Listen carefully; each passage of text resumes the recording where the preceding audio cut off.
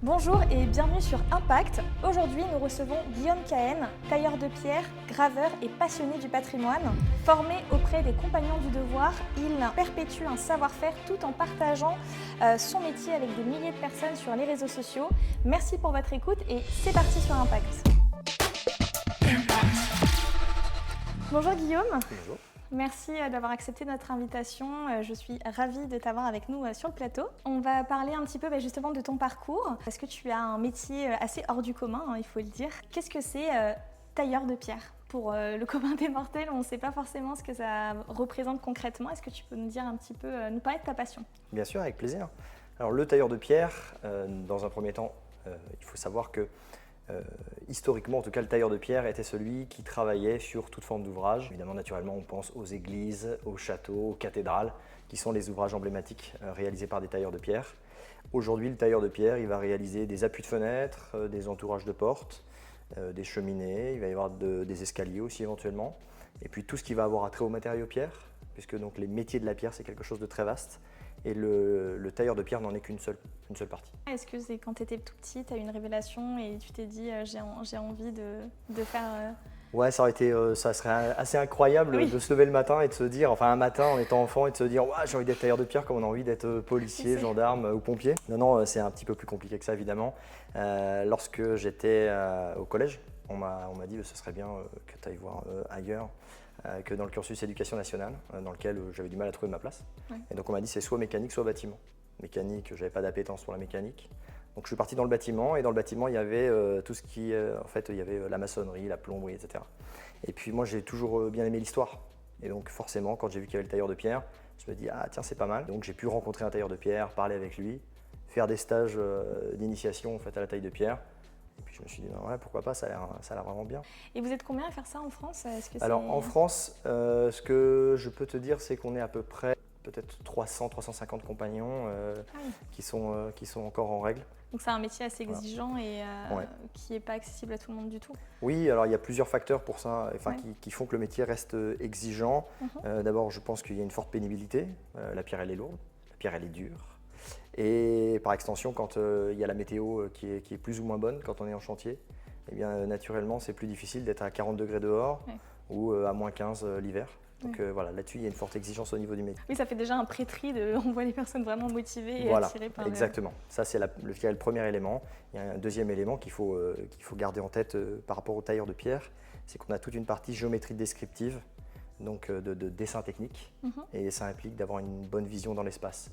Alors c'est bien d'avoir déjà, au départ, d'avoir déjà un peu cette vision, et puis ensuite on la perfectionne, et c'est par l'apprentissage qu'on le développe, même si au début ça reste un peu abstrait. Tu travailles avec du patrimoine, est-ce que tu travailles avec des églises? Alors ça m'arrive, alors moi j'aime bien dire que je suis un peu un saltimbanque des réseaux sociaux, tu vois, aujourd'hui il y a une grosse partie de mon activité qui consiste à faire des œuvres à destination des réseaux sociaux pour parler des métiers de la pierre, pour parler de la pierre française. Et donc, je ne réalise pas les mêmes chantiers que mes confrères. Je laisse à mes confrères justement toute cette partie appui de fenêtre et autres que moi, je n'ai pas envie de réaliser. Parce que j'ai la chance qu'aujourd'hui, la taille de pierre que je pratique sur les réseaux sociaux n'est pas une taille de pierre purement alimentaire. Voilà. Et parce que j'ai deux activités. J'ai une partie marbrerie de décoration, donc plan de travail de cuisine, ce genre de choses, qui est gérée par mon associé. Et la partie taille de pierre, réseaux sociaux. Et il faut combien de temps justement pour maîtriser ce métier? Il faut à peu près 10 ans pour être bon tailleur de pierre. Ça veut dire d'avoir déjà vu suffisamment de choses pour être suffisamment armé et partir ensuite à réaliser ses propres choses. Au début, tu ne peux pas travailler tout seul, tu as forcément quelqu'un qui te supervise. C'est bien d'avoir effectivement un bon maître d'apprentissage. Sinon, ce qui peut être intéressant, c'est d'être dans une grosse structure et donc comme ça pouvoir se former. C'est là où évidemment c'est plus facile d'apprendre, d'être bien suivi et de pouvoir bien progresser dans le métier. Et justement, pour rebondir à ce que tu viens de dire, les Compagnons du Devoir, comment tu intègres, comment ça se passe en fait pour les personnes qui ne connaissent pas du tout? Alors les Compagnons du Devoir, il y a plusieurs manières de les intégrer. Dans un premier temps, il y a l'apprentissage, en CFA au sein des Compagnons du Devoir. Et ensuite, j'ai basculé sur un cursus Tour de France.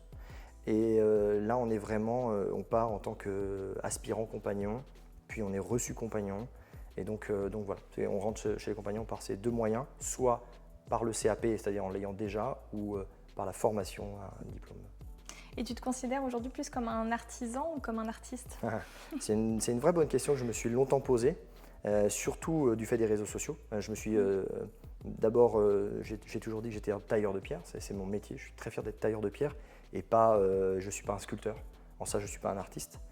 En revanche, depuis que je suis sur les réseaux sociaux, je fais beaucoup plus d'ornementation, aussi parce que ça fait 20 ans que je suis tailleur de pierre et donc j'ai certaines facilités dans mon métier, dans l'appréhension du matériau. Ça m'a permis d'aller un petit peu plus loin que ce que je faisais évidemment avant, du coup je m'arrêtais juste à la taille de pierre et donc juste aux parties géométriques. Donc maintenant que je fais l'ornementation, je me considère comme un artisan d'art. Et est-ce que tu as une petite, enfin pas une anecdote, mais d'une pièce la plus complexe que tu aies pu réaliser où ça t'a pris des semaines et des semaines et que tu t'es dit mais je ne sais pas comment je vais la terminer? Il y a une pièce effectivement, alors il y en a eu plusieurs en vérité par rapport à ma carrière, mais il y en a une en particulier et elle est toute récente. C'est donc le chapiteau, la partie sommitale d'un socle qui supporte une croix. Donc, et qui est un calvaire, c'est donc le calvaire de la Croix Bergère qui se trouve dans l'Indre, à l'abbaye de Fontgombault. Et c'est une pièce complexe parce qu'elle reprend des éléments de taille de pierre et des éléments d'ornementation. Donc à un moment donné de ma carrière, je me serais cantonné à la taille de pierre, donc tous les éléments géométriques. Et là, ce qui est intéressant, c'est que j'ai pu tout réaliser. Et cette pièce m'a pris à peu près un mois, un peu plus d'un mois. Et voilà. Et donc elle était très grosse puisque c'était une pierre qui faisait à peu près 500 kg, 600 kg. Donc voilà, ça faisait un beau morceau. Et ouais, c'était chouette, c'était chouette. Ouais. Donc en fait, oui, il faut aussi avoir beaucoup de patience et de précision, j'imagine. Si on a un gros bourrin, c'est peut-être pas un métier qui est... Voilà, je dirais que tu vois, dans ce métier, si tu es un gros bourrin, bah, tu as peut-être intérêt à aller en chantier et faire un petit peu de démolition, voilà, ou alors on va faire des pièces où il faut simplement faire donc, nous, ce qu'on appelle des épannelages, des étapes de taille qui vont être assez simples, voilà, et où tu vas pouvoir bourriner si tu es plutôt une tendance à être un bourrin, plutôt qu'à faire de la petite finition, etc. Voilà, après, je crois qu'il y en a pour tous dans ce métier. Mais effectivement, il faut cultiver la patience. Moi, j'en ai pas beaucoup. Mais quand je taille la pierre, ma foi, ça va. Aujourd'hui, justement, tu as pas mal de personnes qui te suivent sur les réseaux sociaux parce que tu partages ton travail. Après, est-ce qu'il y a des gens qui te contactent pour te demander des conseils? Oui, tout à fait. J'en ai beaucoup. J'en ai beaucoup. Et c'est pour ça que je suis sur les réseaux sociaux. D'abord, encore une fois, on le disait tout à l'heure, pour parler de la pierre, parler du matériau pierre. Il n'y a pas de... Souvent, d'ailleurs, j'aime bien le rappeler, c'est pas une histoire d'ego. Je ne suis pas là pour parler de moi à proprement dit, mais plutôt d'essayer de donner un cap, une vision qui doit rester la mienne. Mon compte Instagram, c'est pas une démocratie. Et c'est moi qui vais dicter la ligne éditoriale de la page. Effectivement, je suis là pour les jeunes, pour ceux qui veulent rentrer dans le métier, le jeune et le moins jeune d'ailleurs. Et c'est aussi pour ça que je me suis mis un petit peu sur YouTube pour proposer des formats d'initiation à la taille de pierre. Et les réseaux sociaux voilà, favorisent bien ce rôle de transmission. Est-ce que tu penses que quand on est tailleur de pierre, il faut avoir quand même un œil aiguisé, ou si par exemple quelqu'un reproduit le même geste, au bout d'un moment il pourra quand même arriver à avoir un beau résultat, ou tu penses qu'il faut quand même avoir un œil artistique? Est-ce que c'est nécessaire pour toi? Non, je pense que l'œil artistique n'est pas du tout obligatoire. D'abord, la taille de pierre, c'est, comme je le disais, c'est quelque chose, on est dans la géométrie. Donc c'est quelque chose qui se fait par étape de taille, un petit peu comme on imagine une sphère avec une orange. Et donc il y aurait plein de facettes et il faudrait enlever toutes les facettes pour arriver à une sphère. Bon, bah, ma foi, si on respecte toutes les étapes de taille et qu'on est précis, eh bien, on va réussir à obtenir cette sphère par exemple. Donc la taille de pierre, ça reste vraiment quelque chose apparenté aux mathématiques. Et donc c'est quelqu'un qui va persévérer, qui va répéter des étapes. Eh bien, il n'y a pas de souci, il va pouvoir réaliser ce travail sans problème. Comme tu disais, tu as travaillé sur des calvaires. Est-ce que la religion, justement, a beaucoup influé sur ton travail? Eh bien, c'est intéressant que tu me poses cette question parce que finalement, je me rends compte que c'est par mon travail que je suis arrivé à la religion. Donc, quand j'étais enfant, maman me faisait visiter des châteaux, des églises, des cathédrales. Donc, c'est là aussi que je suis arrivé dans le monde de la pierre, par cet amour du patrimoine.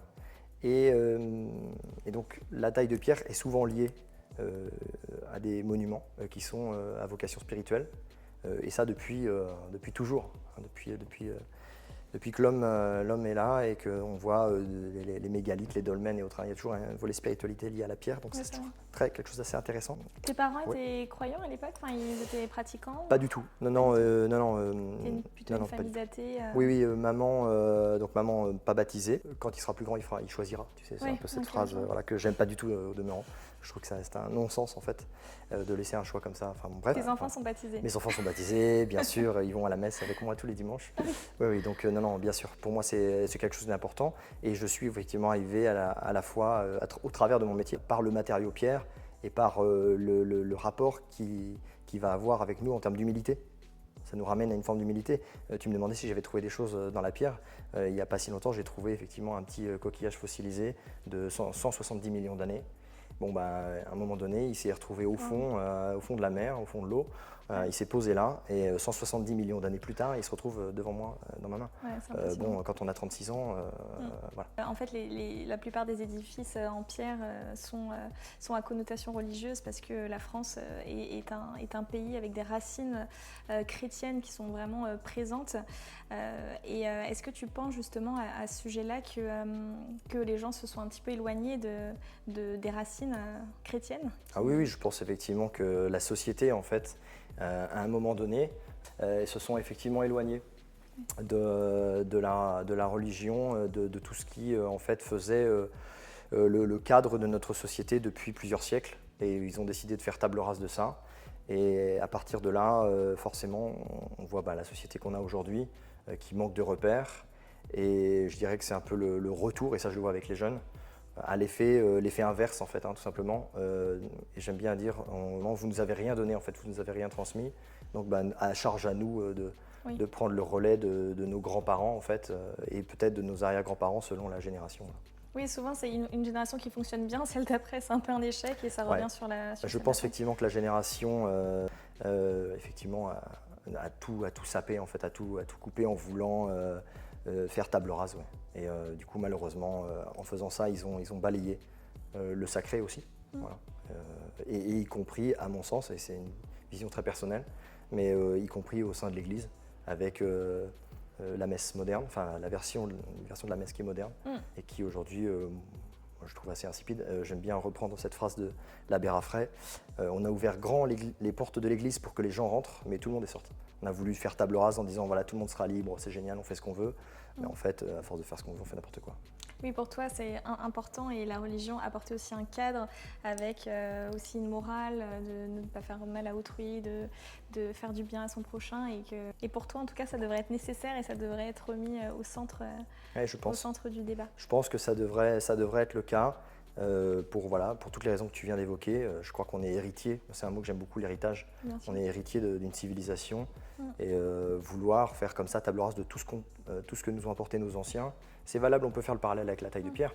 Si demain on considère qu'en fait finalement tous les outils du tailleur de pierre qui sont les mêmes depuis des siècles, on n'en a pas besoin en fait, parce qu'aujourd'hui c'est une époque moderne, donc on va prendre que des outils en électroportatif. Et bien en fait c'est quand même perdre tout un pan de savoir-faire et faire fi de la connaissance de ceux qui nous ont précédés et il n'y a qu'à voir ce qu'ils nous ont légué, ça force le respect. Et aujourd'hui, est-ce qu'on est en capacité de faire la même chose? Oui, aussi bien. Certainement, parce qu'on est en capacité de trouver des méthodes, mais je te fais toujours le parallèle sur la pierre. Prenons les pyramides d'Égypte, prenons les temples Inca, etc. On est encore en train de spéculer sur savoir si ce n'est pas des extraterrestres qui sont venus le faire. Oui, c'est vrai. C'est assez impressionnant le nombre de reportages où tout le monde essaye de trouver des explications. Voilà, plus ou moins rationnelles. Ouais. Et voilà, c'est lourd de sens. Ça veut dire qu'à un moment donné, on est persuadé que la connaissance, on l'a et elle est acquise. Mais si on fait table rase de tout, eh bien, au bout de quelques générations, les choses vont s'étioler. Tu trouves que les gens aujourd'hui, justement, font plus attention à leur histoire? Les gens s'intéressent peut-être moins à leurs ancêtres, à leurs grands-parents, arrière-grands-parents. Est-ce que tu penses que c'est vraiment symptomatique de notre société?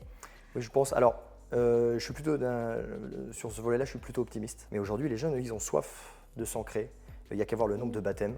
Il n'y a qu'à voir le nombre de jeunes qui reprennent des codes vestimentaires et autres, pour avoir de l'appartenance. Oui. Donc même si tout un pan de génération est contre ça, eh bien, cette génération, elle va mourir.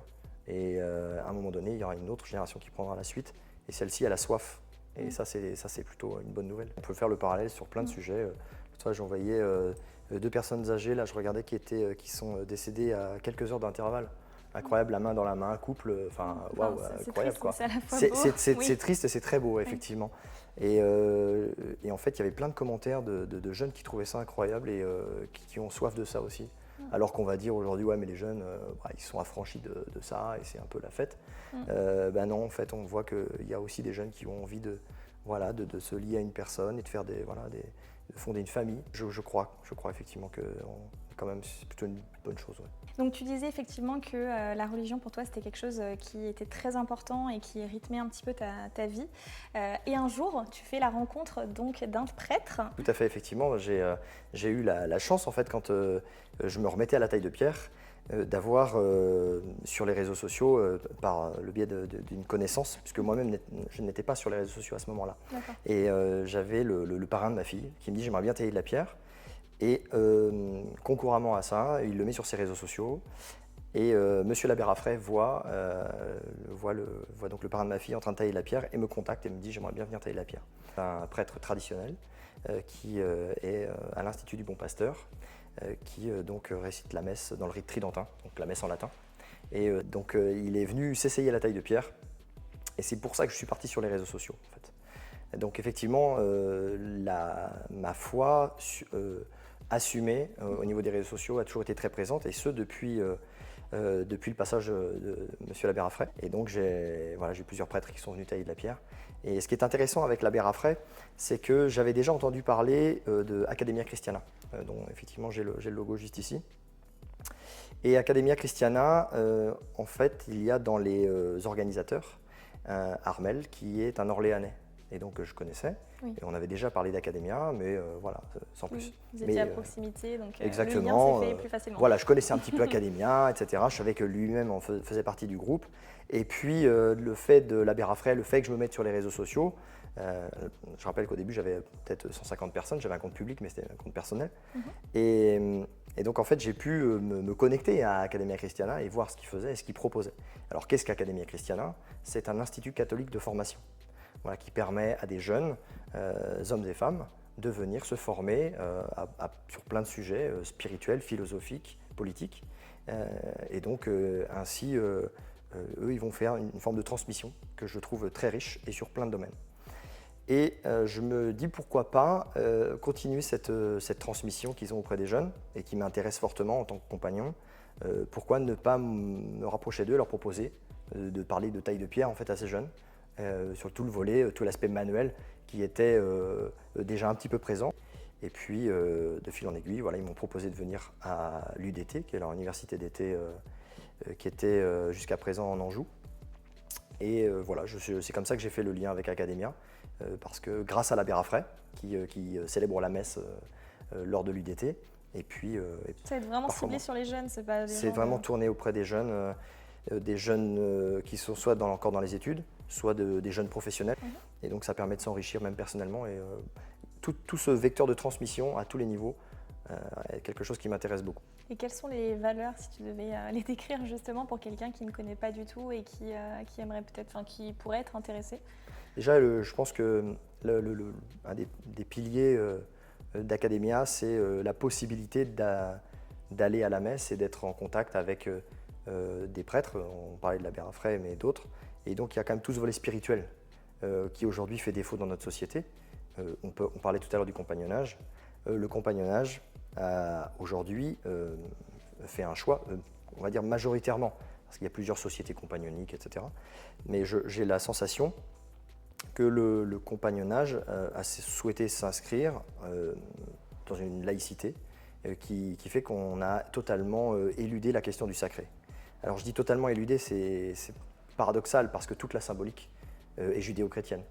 Donc c'est là où il y a quelque chose d'un peu étonnant, c'est qu'en fait on garde la symbolique judéo-chrétienne, mais on est une association laïque. Et c'est normal puisqu'ils ils ont des subventions et autres. Oui, ce que j'allais dire, c'est peut-être attaché aussi à l'État. C'est évident. Donc en fait il y a des passerelles qui se font. On comprend bien que c'est difficile de maintenir peut-être tout le volet sacré et pour répondre au plus grand nombre. Évidemment il s'agit d'accueillir tout le monde, quelle que soit sa spiritualité et autres. Donc je l'entends parfaitement, mais dans une époque où on est dans cette recherche, et peut-être cette recherche de verticalité, il manque quelque chose. Et il manque ce petit supplément qui, il me semble en tout cas, le compagnonnage avant, c'était une de ses richesses. Alors peut-être que tout le monde ne partagera pas mon point de vue, mais c'est ce que moi j'ai retrouvé chez les scouts. Et j'ai retrouvé beaucoup de ce qui m'avait plu dans le compagnonnage, dans les livres que j'avais lus du compagnonnage et de ce que j'ai vécu. il y avait cette fraternité, tu me parlais de valeurs tout à l'heure, les valeurs d'Academia certes, mais je pourrais te parler des valeurs compagnoniques. Il y en a 7 qu'on connaît bien, de fidélité, d'honnêteté, de fraternité, de courage, de générosité, de discipline et de patience. Et en fait, voilà, ça c'est un peu des piliers qui doivent nous permettre de bien évoluer dans la société. Et, voilà. Et en fait, aujourd'hui, je pense que beaucoup de ces vertus ont été galvaudées, un peu perdues et sont un peu étiolées au profit de la formation. Et voilà. Et j'ai retrouvé chez Academia certaines de ces vertus. Ouais. Est-ce que tu peux comprendre que certaines personnes aient des idées reçues, justement, parce que comme tu dis, la société aujourd'hui, elle est tellement éloignée de tout ça, et peut-être qu'ils se disent que c'est peut-être en décalage avec le monde moderne.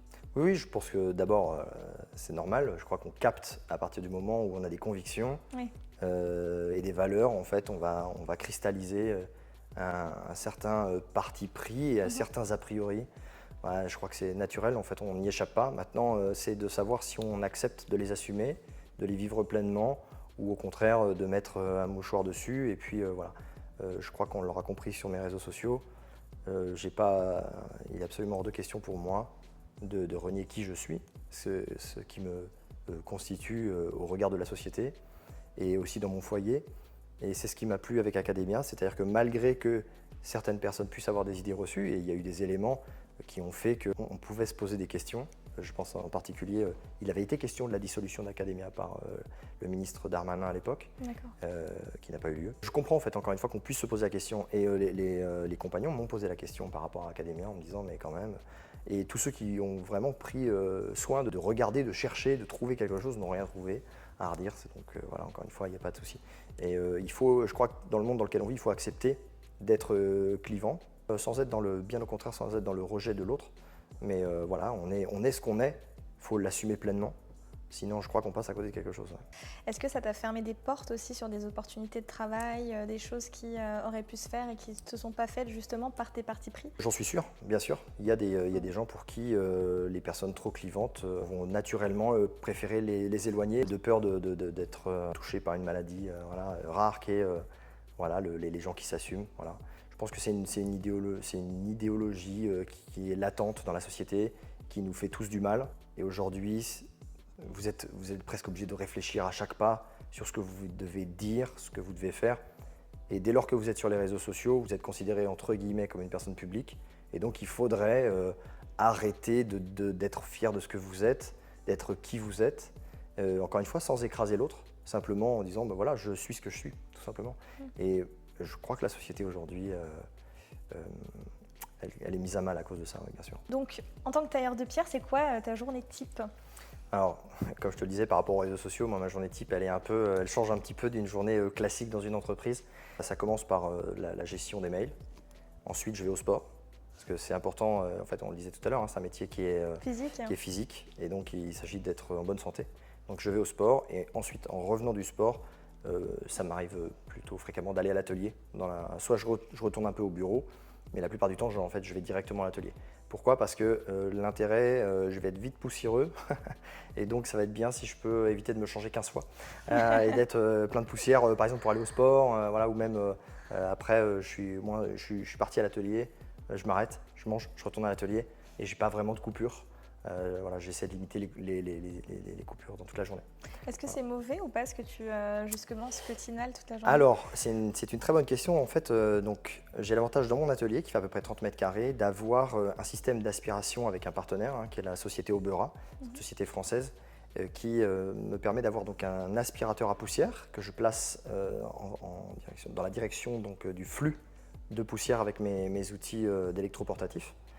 Et donc comme ça, la poussière est aspirée dans un bras et envoyée en fait dans un sac. Ça, c'est le plus gros, mais il y a quand même une poussière ambiante. Parfois même, elle est invisible, hein. Tu passes un coup de balai, tu ne vois pas la poussière, mais elle est malgré tout présente. Et j'ai donc un purificateur d'air qui va permettre de capter les fines particules de poussière. Donc là-dessus, il n'y a pas de problème. C'est bon. Ceinture, bretelle, il n'y a pas de souci. Par contre, ça ne dispense pas d'utiliser un masque en fonction des cas de figure. Quand j'utilise ma disqueuse, je mets un masque, je laisse travailler le purificateur d'air et ensuite je peux enlever mon masque. Et est-ce que tu travailles avec d'autres personnes, tu délègues des choses ou tu vas vraiment travailler seul? Pas du tout, je travaille seul. J'aime bien avoir des jeunes avec moi, j'en prends plusieurs. J'ai pris, c'est marrant ça, en début d'année, j'ai eu pas mal de jeunes architectes qui sont venus voilà, pendant une semaine, 15 jours. Super. Voilà, découvrir en fait le métier de tailleur de pierre dans le cadre de leurs études d'architecture. Et tu travailles avec quel type d'outils? Parce que je regardais un petit peu justement sur tes vidéos, les réseaux sociaux. Ça paraît des outils très moyenâgeux. Je pense que c'est comme ça qu'on apprend le métier d'ailleurs. Tout passe par les outils traditionnels. Qui, effectivement, tu l'as dit, c'est de l'acier forgé. Donc effectivement, on n'est pas loin du Moyen-Âge, c'était sensiblement les mêmes. Donc tout passe par, dans un premier temps, les outils manuels, nécessairement. Et puis ensuite, on a besoin de gagner du temps. On est en 2026 et besoin de rentabilité quand même. C'est ce que j'allais dire. De rentabilité et aussi de confort, parce qu'il n'y a pas que cette notion de rentabilité. Parce que quand on a certaines étapes de taille très répétitives, bon ben, s'il fallait tout faire à la main, je parlais des croix tout à l'heure, j'en ai 10 à faire. Si je devais faire toutes les croix à la main, la première c'est agréable, c'est du plaisir. La deuxième, ça devient déjà un petit peu différent. Bon, arrivé à la troisième, on a envie que ça avance et puis on a envie de faire autre chose. Oui, donc c'est là où j'ai de l'électroportatif. Donc en fait, je dirais que les deux sont complémentaires. J'ai besoin de ma disqueuse, c'est une extension de mon bras pour découper les grosses étapes de taille. Et puis l'outil manuel, l'outil traditionnel, qui me permet d'en parler sur les réseaux sociaux, parce que c'est toujours intéressant et riche de montrer aux gens nos outils traditionnels. Encore une fois, tradition et modernité ne s'opposent pas. J'aime souvent le rappeler parce que les gens disent « Ah, pierre de tradition avec une disqueuse, mais n'importe quoi !» Voilà. Alors qu'en fait, non, pas du tout. Ça peut paraître paradoxal. Exactement, alors qu'en fait, oui, mais je parle du métier de tailleur de pierre. Et le tailleur de pierre au quotidien, il navigue entre ses outils manuels traditionnels et les outils modernes que sont la disqueuse, par exemple. Et puis des fois, il y a des petits challenges un petit peu sympas. Là, j'ai eu la semaine dernière à tailler le logo Milwaukee et le logo donc, des 24 heures du Mans. Et donc ça s'est fait, tout en outil Milwaukee. Donc en fait, en limitant l'utilisation d'outils traditionnels. J'en ai utilisé qu'un seul pour réaliser ça et pour montrer que c'était possible de faire avec du Milwaukee, avec des outils qui ne sont pas conventionnels, qui ne sont pas des outils taille de pierre, comme par exemple un petit perfo. Bon, c'est pas du tout un outil tailleur de pierre, ça fonctionne en fait. Oui, tu détournes un peu des outils. Oui, c'est ça. Ouais. Et finalement, ça c'était très intéressant. C'était quelque chose qui m'a bien plu. Et pour toi, ça peut être chronophage, comme tu disais, quand tu as 1, 2, 3, 4 croix à faire. Est-ce que justement, j'ai l'impression que, comme tu dis, tu as ton petit business à côté, tu aimes bien bouger, tu fais aussi des tournages. C'était important pour toi de diversifier un peu ce que tu faisais? Totalement. En fait, tu l'as dit à l'instant, j'ai une activité avec la société qui est gérée majoritairement par mon associé. Moi, aujourd'hui, j'ai eu assez peu d'interactions sur la partie marbrerie. Pour une raison simple, c'est que j'ai besoin de sens. J'ai besoin que ce que je fais ait du sens et que je puisse me projeter. Et en fait, mon métier de tailleur de pierre, en fait, le sens, il est assez facile à aller chercher à ce moment-là. Les réseaux sociaux m'y aident, à donner du sens à ce que je fais, encore une fois, en taillant des croix. Aujourd'hui, j'ai cette chance de choisir les projets que j'ai envie de réaliser et ceux que j'ai pas envie de faire et d'avoir cette liberté dans mon agenda. Je pense que moi, je te rejoins, j'avais besoin de ça, j'avais besoin de bouger, j'avais besoin de faire plein de choses. J'ai envie d'écrire un livre, donc c'est un projet qui est en cours, qui est déjà un peu avancé. C'est intéressant. Voilà, c'est des choses auxquelles autour de ton métier. Autour de mon métier, mais pas exclusivement. Le but, c'est pas de parler que de la taille de pierre. D'ailleurs, la pierre de tradition n'a pas vocation à parler que de taille de pierre. Le but, c'est simplement, comme je le fais maintenant, je vais essayer de le faire un peu plus sur YouTube aussi. C'est de pouvoir faire ce qu'on a fait, ce qu'on fait ensemble en l'occurrence, de discuter d'autres choses et pas que de la pierre. Des sujets un peu plus larges en fait, même de société qui t'intéresseraient. Que les gens puissent avoir cette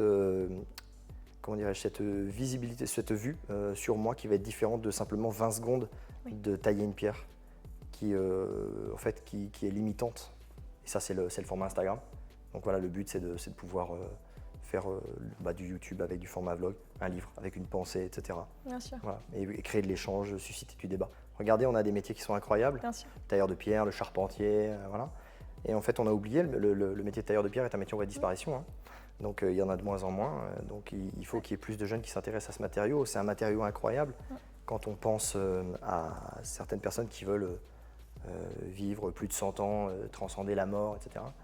La pierre, elle offre cette possibilité. Ouais, mais justement, aujourd'hui, avec l'IA, on a vu qu'il y a plein de métiers qui sont voués à disparaître. Est-ce que justement, tu ne penses pas que ton métier ou ce type de métier un peu plus manuel, est-ce que tu ne penses pas justement que ça va revenir et que ça va faire un peu un tri naturel. Oui, c'est sûr. Sur les réseaux sociaux, on voit bien que les gens s'intéressent plus facilement aux métiers manuels, etc. Donc, oui, il va y avoir un regard par rapport à l'IA. Les gens aujourd'hui qui vont faire des choses très belles en termes de très beaux dessins, etc., à destination d'un travail réalisé par un artisan, en prenant une table par exemple, qui va être designée, pensée, et voilà. Finalement, mais qu'est-ce qu'on sait de l'artisan qui est derrière? Très peu de choses, et je trouve ça dramatique. Là, l'avantage de l'IA, c'est que personnellement, je m'affranchis totalement de la personne qui va réaliser le projet. Je peux moi-même tout sortir avec l'IA, et surtout, c'est moi qui vais façonner. Donc voilà, je trouve qu'il y a un retour à la personne derrière l'objet qui est beaucoup plus intéressante que ce qu'on pouvait avoir jusqu'à aujourd'hui, puisqu'on était limité à un tailleur de pierre, un menuisier. Bon, il va avoir une vision d'homme de métier, mais pas forcément une vision artistique, design de certaines choses. Et du coup, il est limité. Et ça va être terminé. Donc toi, tu es marié, tu as des enfants. Absolument. Est-ce que pour toi, c'était important justement d'avoir cette vie familiale? Pour moi, c'est très important. C'est-à-dire que c'est un des piliers, sinon le pilier de ma vie, c'est ma famille, c'est mon foyer. C'est donc ma femme et mes enfants. J'en ai 3, bientôt 4 pour septembre. Ah, super. Voilà, donc non, je suis très heureux. Moi, c'est ce qui compte vraiment. Si demain, je devais quitter les réseaux sociaux pour plein de raisons, je veux dire, peu importe, tout ce qui compte, c'est mon foyer. Là, quand je taille la pierre, on parlait un peu d'immortalité liée à la pierre. Eh bien, en fait, au-delà de ça, moi, quand je taille, par exemple, là, je taille les croix pour Font-Rombaut, mes enfants étant baptisés catholiques pratiquants, puisque de fait, ils viennent avec moi, eh bien, peut-être qu'un jour, tu vois, ils pourront aller à Font-Rombaut eux-mêmes, leurs enfants, et se dire, ah, voilà, c'est le père, c'est le grand-père qui a taillé les croix. Voilà, moi, je ne suis pas en recherche, tu vois, mais par contre, je suis très heureux si je peux vivre continuer à vivre au sein de mon foyer, au sein de mes enfants et j'espère en tout cas de mes petits-enfants qui viendront par la suite, j'ai encore le temps. Mais, voilà. Mais ça c'est important pour moi. Pour l'anecdote, donc j'ai passé 27 ans de ma vie en n'étant pas baptisé. Comme on le disait, donc maman, j'ai très peu vécu avec mon père. Et maman n'ayant pas fait le choix de me baptiser, je me suis donc fait baptiser tardivement. Et en particulier, j'ai rencontré mon épouse au paintball. Rien à voir. Oui, je vois. Voilà, mais elle était catholique. Et donc elle me dit, je suis catholique. Et je me dis, waouh, les catholiques, je vois bien le truc, tu vois, avec, tu sais, la vieille, tu sais, avec la croix énorme, qui chante plus fort que tout le monde, insupportable, les chants, oui, etc. t'avais plein d'a priori, Voilà, je me dis dans quoi je vais m'embarquer. Ah ouais, je me suis dit, ok, c'est bon, je vois ce que c'est, tu vois. Et puis elle m'a emmené à une messe traditionnelle. Et là, en fait, j'ai vu des gens qui priaient avec du sacré, tu vois, à genoux au moment de la consécration, etc. Avec voilà, tout ce sacré en fait. Et moi je voulais voir Dieu, tu vois. Moi je voulais voir le bon Dieu, je voulais arriver, je voulais du sacré, je voulais arriver et me dire ah oui d'accord, ok c'est bon, ça part. Donc là évidemment naturellement j'ai trouvé ça incroyable. Et de là voilà, j'ai souhaité être baptisé, confirmé et dans la foulée on s'est mariés. Donc l'année c'était en 2018, donc l'année 2018 a été riche en sacrements. Et 9 mois plus tard il y avait mon fils après le mariage. Et on a fait ça nous déjà, on s'est rencontrés en juin-juillet. En octobre, on s'est fréquentés, décembre fiancés, et puis en juin, on était mariés. Entre-temps, il y a eu baptême. C'est incroyable. Et 9 mois plus tard, il y a mon fils. Voilà. C'est tellement rare aujourd'hui. Souvent, les gens ils restent en couple 5 ans, après ils habitent ensemble encore 5 ans, et après le mariage, pas sûr. C'était pas écrit comme ça hein, de base. Hein. Encore une fois, j'ai passé plusieurs années de ma vie sans la foi, et donc avec une conception de la vie qui était peut-être plus proche de ce que tu disais à l'instant. Je suis très heureux, j'ai énormément de chance d'avoir une femme incroyable et des enfants qui sont presque parfaits parce que il faut faire preuve de discipline là aussi. Sur l'éducation, tu dirais que tu es plutôt strict? Ouais, je pense que je suis plutôt strict, ouais. Effectivement, sans l'être trop, c'est toujours difficile. Le rôle de parent, c'est jamais où placer le curseur, ni trop, ni pas assez. Évidemment, quand il s'agit de faire preuve de discipline dans leur intérêt, c'est toujours difficile en tant que parent parce qu'on aimerait bien dire c'est pas si grave, voilà, c'est bon, mais c'est pas leur rendre service. Ils sont dans une école catholique hors contrat pour leur permettre d'avoir un cadre qui nous correspond, spirituel.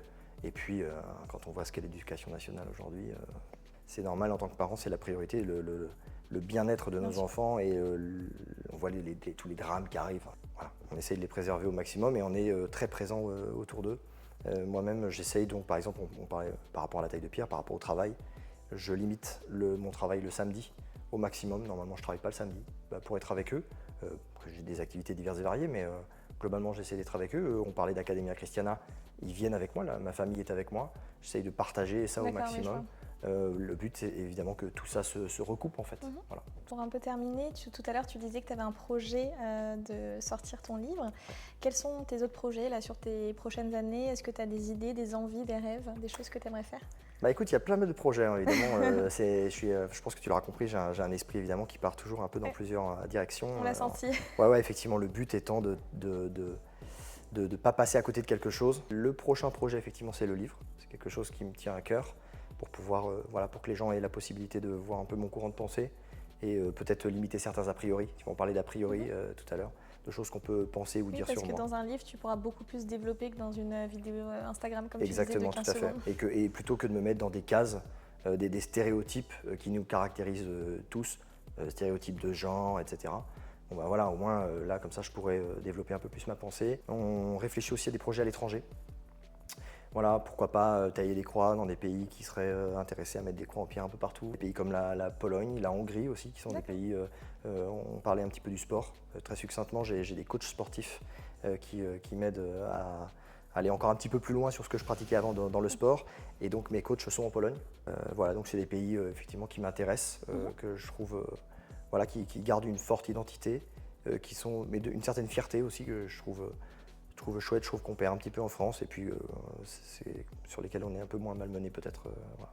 Donc il y a ces pays-là, il y a pourquoi pas les États-Unis également où il y a un regain pour la foi catholique dans certains États. On verra, l'avenir nous le dira. Et pour terminer, quel impact tu veux laisser? Bah moi c'est pas compliqué, on l'a dit, c'est ma famille. Moi mon impact c'est essayer de laisser un impact auprès de mes enfants et peut-être de mes petits-enfants plus tard, on verra. En tout cas mes enfants déjà, j'espère qu'ils garderont une belle image de moi. J'essaye d'être la meilleure version de moi-même. Désolé, ça m'émeut, je suis un petit peu ému avec ça. Mais voilà, j'essaye de garder la meilleure version de moi-même, sportif. J'essaie d'être en adéquation avec mes idées. Et voilà, tout simplement. Merci Guillaume. Merci à toi. C'était super intéressant. Donc là Guillaume, tu as un petit bloc impact. À l'intérieur, tu vas découvrir un petit message. Donc je te laisse t'équiper juste derrière. Tu as des lunettes de protection. Parfait. Et donc tu pourras prendre le marteau juste ici. Très bien. C'est parti Guillaume, tu peux y aller. Très bien, allons-y. Taillons ensemble une pierre, ça va. Je crois que ça devrait aller. Allons-y. Eh bien avec plaisir. Merci à vous d'avoir visionné cet épisode, c'était passionnant. Retrouvez-nous tous les dimanches sur YouTube. Vous allez retrouver la partie 2 sur nos réseaux sociaux Instagram et TikTok. Et ce sera Delphine, la cofondatrice d'Impact, qui sera avec Guillaume. Et ils vont tailler une pierre ensemble et ça va être très sympa. Merci et à très bientôt.